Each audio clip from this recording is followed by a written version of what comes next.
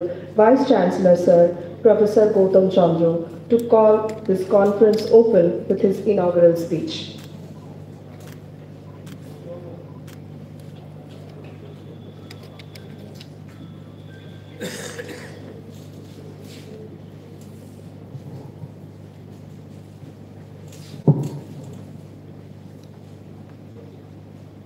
Very good morning to everybody. At first, I want to convey my thanks to the cultural team of the Department of Biotechnology, University of Burdwan, for the nice inaugural song. We have gathered here to do science, but without our Gurudev Rabindranath Tagore, we cannot start anything in our whole country, the writer of our national song. Honorable Chief Guest, Professor Jayashree Das Sharma, who is a renowned scientist working on neurological disorders in ISAR, Kolkata.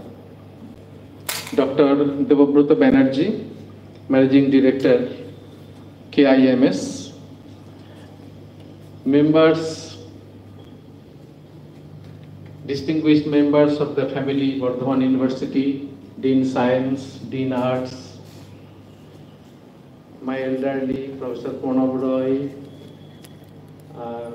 Professor Apurva Ratan Ghosh, Professor Subhra Chatterjee, Dr. Koilan, distinguished scientists and members of the faculty abroad and my country, India, distinguished scientists from different research institutes, young researchers, my students, ladies and gentlemen.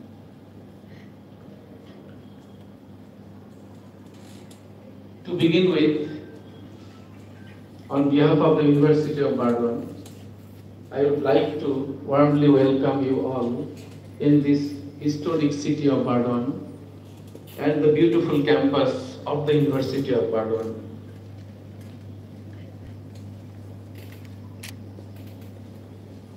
This 64 years old university was established in 1960, and this university has produced many distinguished scholars who are ruling academics throughout the globe. In comparison, the Department of Biotechnology is a newer one. I must congratulate my companions in this department for this endeavor to organize a 3-day international seminar titling Global Disease Biology, Perspective Biotechnology. As a zoologist and a vector biologist who has been conducting research on mosquitoes, vector-borne diseases and their management for nearly last 40 years, several questions have peeped into my mind which I would like to share with this learned scientific community. Today, I shall put forward a pertinent question to this august gathering. Have you ever wondered the paradox of human illness? Despite our body's intricate design, we are susceptible to numerous diseases. Why is this so? One of the medicine's greatest mysteries is that despite the exquisite design of the human body, it manifests numerous flaws and frailties, and makeshift mechanisms give rise to most diseases. Why do individuals get specific diseases? We know that a high-fat diet may cause heart disease, and excessive sun exposure may cause skin cancer. But we long for a high-fat diet and sunshine despite these dangers. Why can our bodies repair clogged arteries and sun-damaged skin? Why do we still get pneumonia when our immune system recognizes many foreign proteins? Why can't we grow a replacement for a damaged finger? After millions of years, are we still prone to streptococcal infection? And finally, why do diseases exist at all? This mystery may be translated into a series of answerable questions. The most fundamental question that is peeping into my mind is, why did natural selection not eliminate these genes that make us susceptible to disease? Biologists term these causes proximate and evolutionary, and we surely understand less about the former.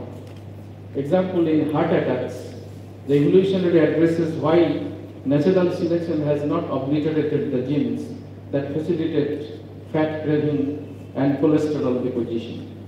Proximate clarification will examine how the body works and why some people get a disease and others do not.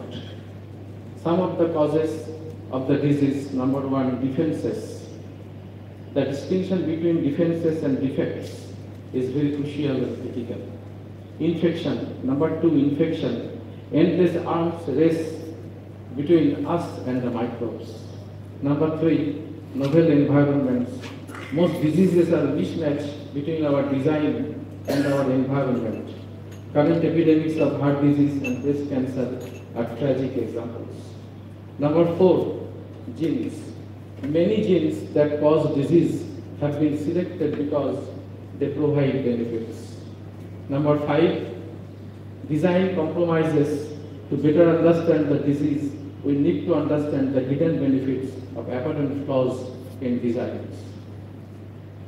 Human diseases can be classified into two distinct groups: infectious and genetic disorders.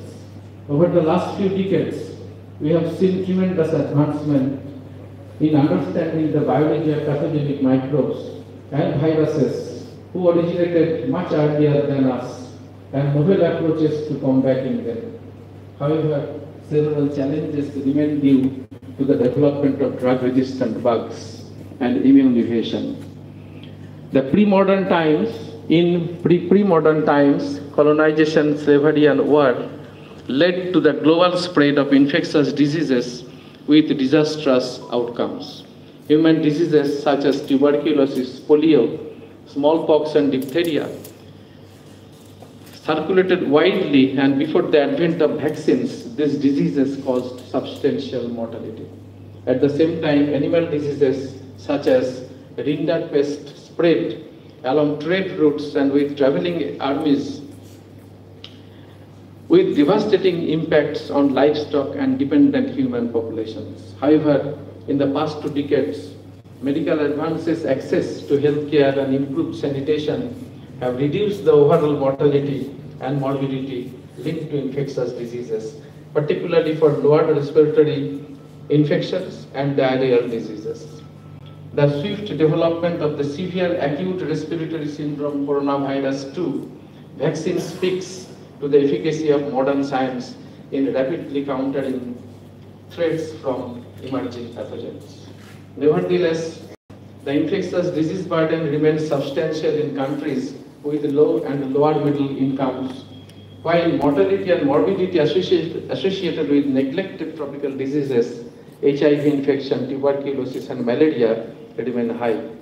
However, deaths from emerging and re-emerging infections compared to seasonal and endemic infections have persisted throughout the 21st century. A new era of infectious diseases is defined by outbreaks of emerging, re-emerging, and endemic pathogens that spread quickly, aided by global connectivity and shifted ranges due to climate change. Indiscriminate urbanization has promoted the emergence and spread of arboviral diseases such as dengue, Zika, and chikungunya, which are transmitted by Aedes aegypti mosquitoes that are well adapted to urban areas. Population density is correlated with the preference of Aedes aegypti for human odor, and hence the evolution of human biting, the transmission pathway for arboviral disease. However, The role of urbanization in vector-borne disease spread is complex. The preference of the Anopheles species in transmitting malaria throughout the tropics and subtropics. Usually, I begin my discussions in any deliberations with a question: why should we spend 1 hour time, 2 hour time discussing on vector-borne diseases? The answer is very simple. Nearly half of the world population used to suffer from any or many vector-borne diseases in every year. Vector for rural environments may have led to a decline in malaria prevalence in urbanizing regions. Nevertheless, dense and highly connected urban areas are potential hotspots for spreading diseases such as COVID-19 and SARS, and cities can catalyze rapid local and global transmission. The efforts to understand disease biology in the coming decades will focus on translating the genetic defect information to the ultimate cellular output, namely the physiological parameters. The systems approach has great promise in integrating the genetic defects, resulting in perturbation of gene expression, causing abnormal protein-protein interaction networks that finally drive the disease physiology. Network biology should also include interaction between proteins, DNA, RNA, and small molecules. In the coming years, these approaches will create a new knowledge of disease biology and the emergence of this concept of network biology for biomedical researchers. The linkage between genetics and future research must align with a global view of disease risk. Due to global connectivity, the risk from infectious disease is globally shared. The COVID-19 pandemic, including the rapid global circulation of evolved strains, highlights the need for a collaborative worldwide framework for infectious disease research and control.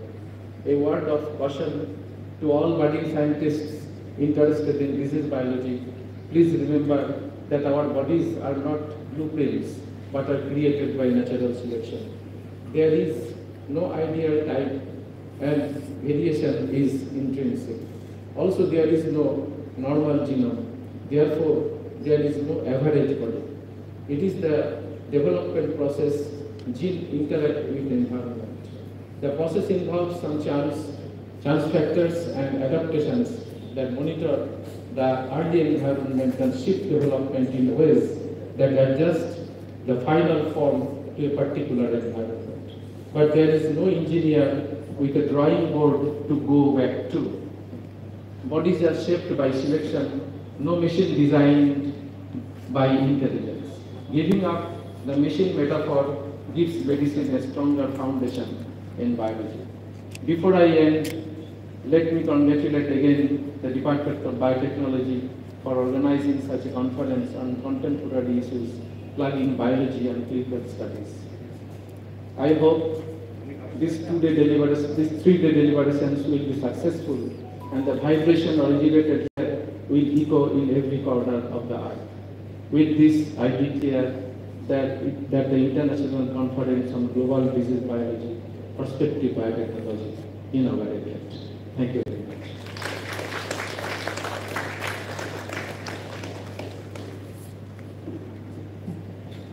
Thank you so much, sir, for the valuable insights and information, and for your kind words of encouragement and enlightenment.